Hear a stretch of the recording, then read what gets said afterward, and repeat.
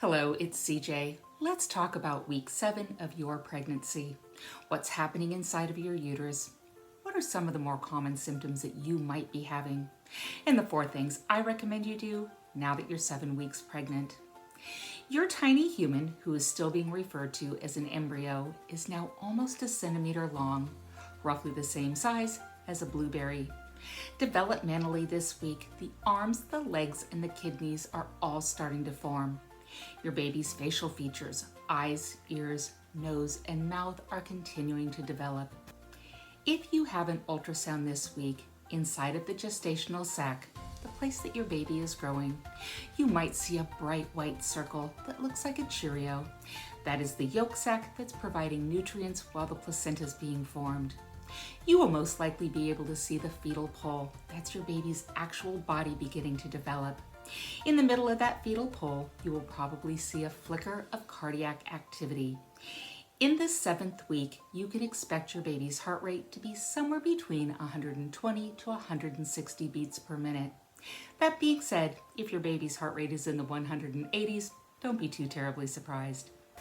At 7 weeks, here are some of the more common symptoms that you might be having. Frequent urination. You're going to the bathroom a lot these days. You may be extraordinarily tired. After all, your body is making a whole human being. Your breasts may be tender. They also may be swollen.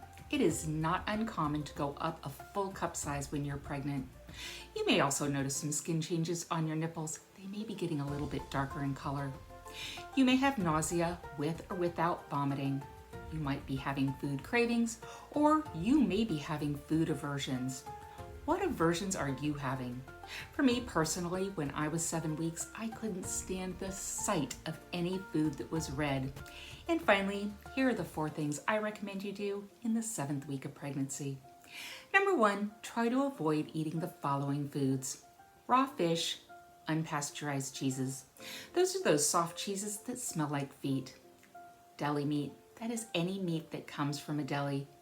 If you are craving a sandwich that has deli meat, I recommend you cook the meat to the point of steaming, and then it is considered safe. Make sure that your beef is cooked all the way through and that your egg yolks are not runny. Number 2, make sure you're staying really well hydrated. During pregnancy, you actually need more water or fluid than you normally do. My rule of thumb is always, if you are thirsty, you are dehydrated, so make sure you never become thirsty. Number 3, if you have not already scheduled your first OB appointment, now's a good time to do that. And I recommend writing down all of the questions that you and your partner have in anticipation of that visit so you don't forget to ask them. Number 4, as I tell my patients all the time, remember, you are not sick, you are pregnant. Live your life. Unless you have been instructed not to do so by your physician, I highly encourage you to exercise, have sex, and go on vacation. I do hope that this information's been helpful, and that if you have any questions or suggestions for future content, you'll let me know in the comment section below. That's all I have for today. This is CJ. I'm at your cervix.